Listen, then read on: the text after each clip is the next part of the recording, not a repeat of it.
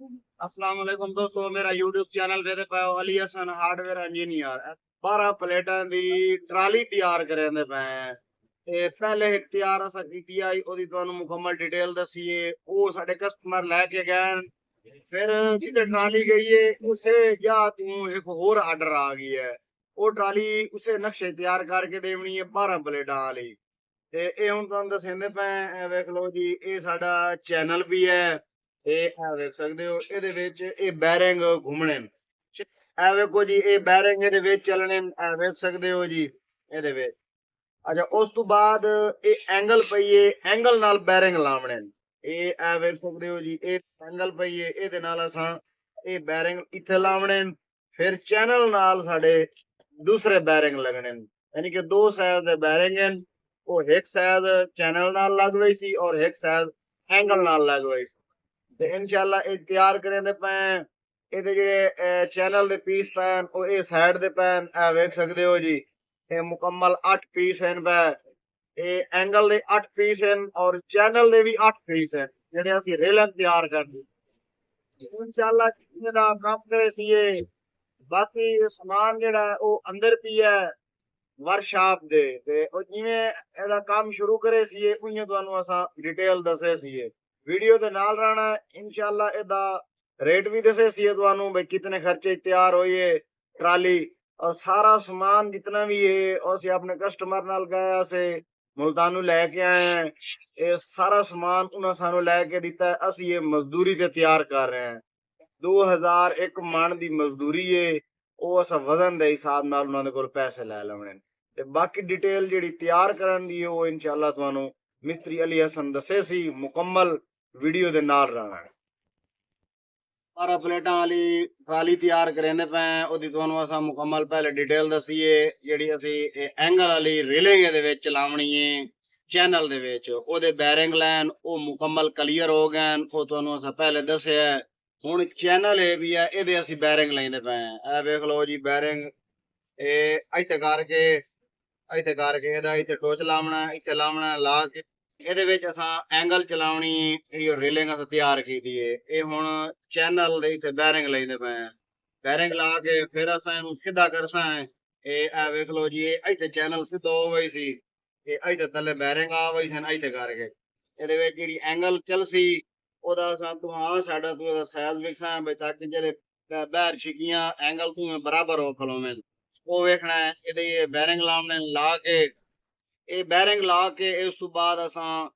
ਤੱਲੇ ਜਿਹੜਾ ਉਹਦਾ ਫਰੇਮ ਬਣਾਉਣਾ ਗਾਡਰਾਂ ਵਾਲਾ ਉਹ ਬਣੇ ਸੀਏ ਫਿਰ ਉਹਦੇ ਤੱਲੇ ਹਿੱਸਾ ਲਈ ਸੀਏ ਉਹਦੀ ਡਿਟੇਲ ਤੁਹਾਨੂੰ ਦੱਸੇ ਸੀਏ ਉਹਦਾ ਖਰਚਾ ਵੀ ਮੁਕੰਮਲ ਦੱਸੇ ਸੀਏ ਤੇ ਵੀਡੀਓ ਲਾਈਕ ਕੀਤੀ ਕਰੋ ਵੀਡੀਓ ਦੇ ਨਾਲ ਰਹਿ ਕਰੋ ਇਨਸ਼ਾਅੱਲਾ ਤੁਹਾਨੂੰ ਇਹਦੀ ਮੁਕੰਮਲ ਡਿਟੇਲ ਦੱਸੇ ਸੀਏ ਔਰ ਕਮ ਖਰਚੇ ਦੇ ਵਿੱਚ ਤਿਆਰ ਕਰਨੇ ਪਏ ਬਿਲਕੁਲ ਸਮਾਨ ਮੁਕੰਮਲ ਸਾਡੇ ਕਸਟਮਰ ਲੈ ਕੇ ਦਿੱਤਾ ਹੋਇਆ ਸਾਨੂੰ ਮਿਸਤਰੀ ਅਲੀ ਹਸਨ ਤਿਆਰ ਕਰਕੇ ਦਿੰਦਾ ਵੀ ਹੈ ਔਰ ਮਜ਼ਦੂਰੀ ਤੇ ਤਿਆਰ ਕਰਕੇ ਦਿੰਦਾ ਵੀ ਹੈ ਇਨਸ਼ਾਅੱਲਾ ਉਹ ਵੀ ਤੁਹਾਨੂੰ ਅਸਾਂ ਡਿਟੇਲ ਦੱਸੇ ਸੀ ਵੀਡੀਓ ਦੇ ਨਾਲ ਰਹਿਣਾ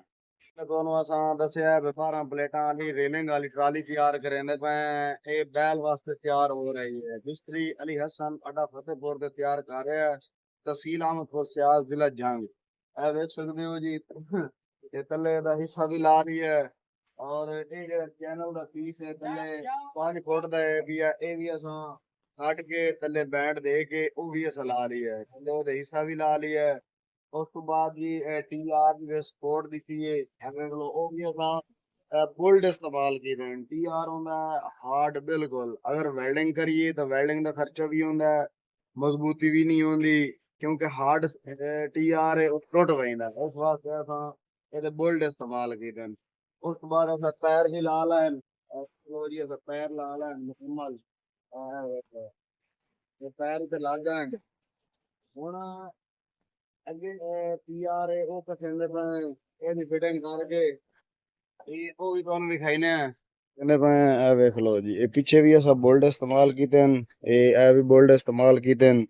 ਔਰ ਇਹ ਵੀ ਇੱਥੇ ਬੋਲਡ ਇਸਤੇਮਾਲ ਕਰਦੇ ਪਏ ਔਰ ਇਹ ਤੱਲੇ ਵੀ ਇਹਦੇ ਨਾਲ ਇਹ ਜਿਹੜਾ TR ਅਸਾਂ ਲਾਇਆ ਇਹ ਇੰਚ ਸਪੋਰਟ ਇਹਦੇ ਨਾਲ ਵੀ ਬੋਲਡ ਇਸਤੇਮਾਲ ਕੀਤੇ ਨੇ ਇਹ ਵੇਖ ਲਓ ਉਹ ਸਾਹਮਣੇ ਲੱਗਾ ਹੋਇਆ ਤੇ ਤੱਲੇ ਜਿਹੜੇ ਹਿੱਸੇ ਚ ਉਹ ਵੀ ਅਸਾਂ ਬੋਲਡ ਇਸਤੇਮਾਲ ਕੀਤੇ ਨੇ ਇਹ ਵੇਖ ਲਓ ਜੀ ਇਹ ਹਿੱਸੇ ਦੇ ਵਿੱਚ ਇਹ ਵੀ ਬੋਲਡ ਲਾਉਣੇ और ये सपोर्ट लाइए तले हिस्सा लागिए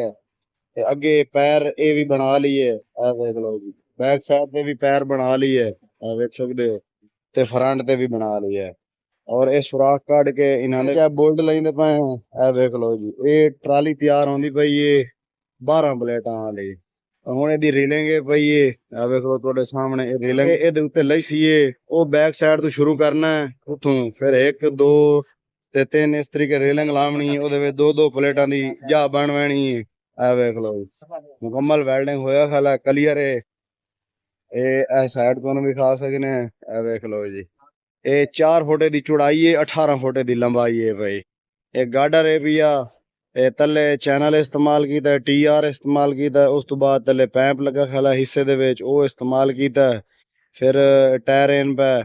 ਇਹ ਮੁਕੰਮਲ ਤੁਹਾਨੂੰ ਇਹਦੀ ਡਿਟੇਲ ਦੱਸਿਆ ਸੀ, ਇਹਦਾ ਖਰਚਾ ਵੀ ਦੱਸਿਆ ਸੀ। ਹੁਣ ਇਹਦੇ ਉੱਤੇ ਅਸਾਂ ਇੱਥੇ ਰੇਲਿੰਗ ਰੱਖਣੀ ਹੈ, ਇੱਥੇ ਕਰਕੇ ਚੈਨਲ ਵਾਲੀ।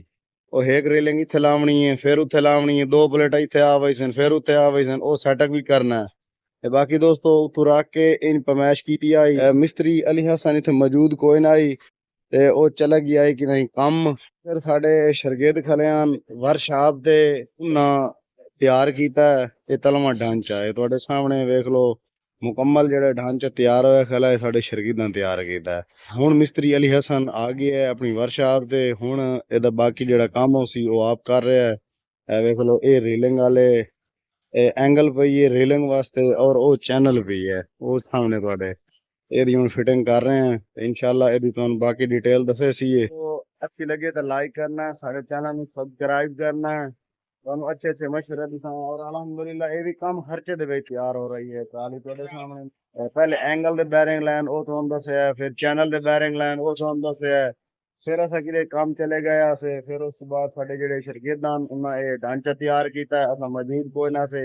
ਉਹ ਤੁਹਾਨੂੰ ਅਸਾਂ ਵਿਖਾ ਨਹੀਂ ਸਕਦੇ। ਤੇ ਇਹ ਜਿਹੜਾ ਸਿਸਟਮ ਤਿਆਰ ਹੋ ਗਿਆ ਇਹ ਤੁਹਾਨੂੰ ਅਸਾਂ ਵਿਖਾ ਸਕਨੇ ਆ।